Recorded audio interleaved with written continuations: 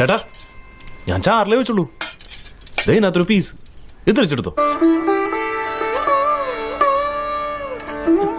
ആദ്യമായിട്ടാ ചാറ് വാങ്ങിയിട്ട് ഒരാൾ കഷ്ണം തിരിച്ചു തരുന്നത്. മോൻ കഴിച്ചോ? എത്ര ചേട്ടാ?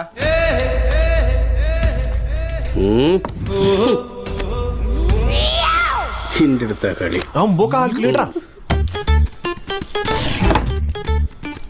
എന്തൊക്കെയാടാ കഴിച്ചത്? 2 കഷ്ണം പുട്ട്, 2 കഷ്ണം പുട്ട് 14, 2 പപ്പടം, 2 പപ്പട 6, 2 പഴം, 6, 1 ചായ, 1 ചായ 8. മൊത്തം എത്രേ? 14,668 രൂപയെ. ഒന്ന് പോടാ മക്കളെ. പൈസ എനിക്ക് പോടാ.